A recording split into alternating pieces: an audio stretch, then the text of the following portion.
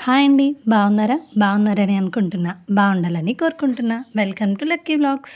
ఈరోజైతే dry fruits laddu చేస్తున్నానండి. దానికోసం నేను ఖర్జూరం, watermelon seeds, pumpkin seeds, sunflower seeds and almonds అయితే తీసుకున్నాను. చాలామంది ఏమనుకుంటారంటే అన్ని రకాల డ్రై ఫ్రూట్స్, వాల్‌నట్స్, పిస్తాస్ అన్నీ ఉంటేనే చేసుకోలేమో అని.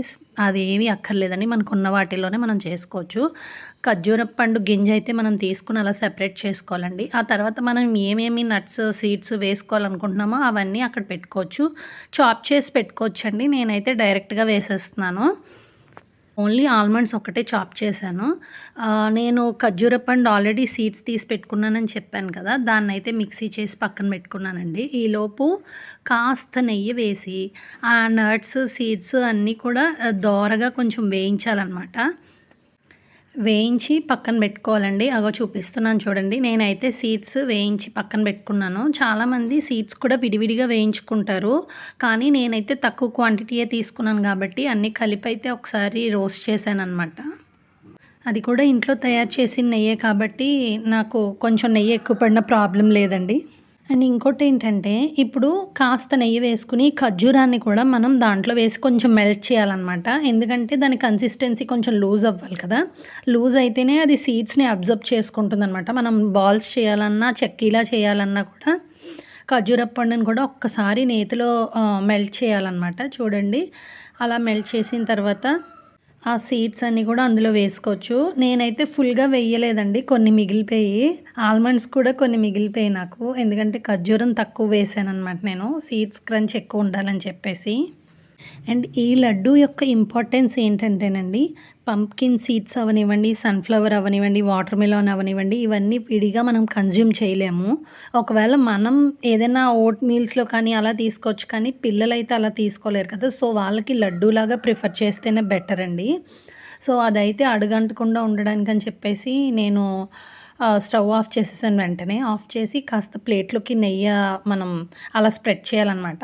స్టవ్ ఆఫ్ చేసిన తర్వాత అదంతా కూడా మనం ప్లేట్‌లో తీసుకొని కాస్త ఒక 2-3 మినిట్స్ దాన్ని చల్లారనివ్వాలండి. అలా స్ప్రెడ్ చేసుకోవాలనమాట. ఉండకట్టకుండా నీట్‌గా స్ప్రెడ్ చేసుకుంటే మొత్తం ఆ సీడ్స్ అన్నీ కూడా డేట్స్‌కి అంటుకుంటాయన్నమాట. ఆ తర్వాత ఒక 2 మినిట్స్ సెపరేట్‌గా ఉంచేసి కాస్త నెయ్యి చేతికి రాసుకొని అప్పుడైతే మనం బాల్స్ కింద చేసుకోవచ్చండి. నేనైతే చిన్న చిన్న బాల్స్‌గా చేస్తాను. ఎందుకంటే వాళ్ళు సగం తిని పడేస్తూ ఉంటారు కదా ఒక్కొక్కసారి. సో, దాన్ని అవాయిడ్ చేయడం కోసం.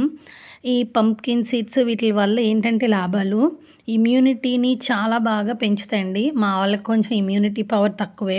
హార్ట్ హెల్త్, బ్రెయిన్ హెల్త్ కూడా చాలా మెరుగుపడుతుంది. వాల్‌నట్స్ కూడా యాడ్ చేస్తారు చిన్నపిల్లలు ఉన్నవాళ్ళు. సో, నేనైతే వాల్‌నట్స్ యాడ్ చేయలేదండి. మీకు కావాలంటే యాడ్ చేసుకోవచ్చు బ్రెయిన్ డెవలప్‌మెంట్ కోసం. ఐరన్, మెగ్నీషియము ఇవన్నీ హెల్తీ ఫ్యాట్స్ ఉంటాయి కాబట్టి సీడ్స్ అయితే నేను యూజ్ చేశాను. సీడ్స్ కాకుండా ఉత్తి నట్స్‌తో కూడా చేసుకుంటారు చాలామంది.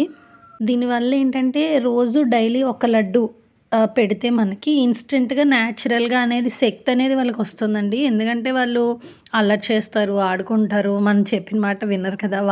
వాళ్ళదేదో వాళ్ళకే. సో, వాళ్ళకి మనం హెల్తీగా పెట్టాలి అనుకుంటే గనక ఇలాంటి హెల్తీ లడ్డూస్ చిన్న చిన్నగా చేసి పెడితే వాళ్ళైతే ఇష్టంగా తింటారు. రిఫైన్డ్ షుగర్స్ అవి వాడం కాబట్టి హెల్తీయేనండి. బోన్ హెల్త్ స్ట్రాంగ్ అవుతుంది. డైజెషన్ ఇంప్రూవ్ అవుతుంది. మా వాడైతే ప్లేట్ ముందేసుకొని కూర్చున్నాడు. చూడండి వాడే చెప్తాడిప్పుడు. Bongi. Do you like it? Yeah.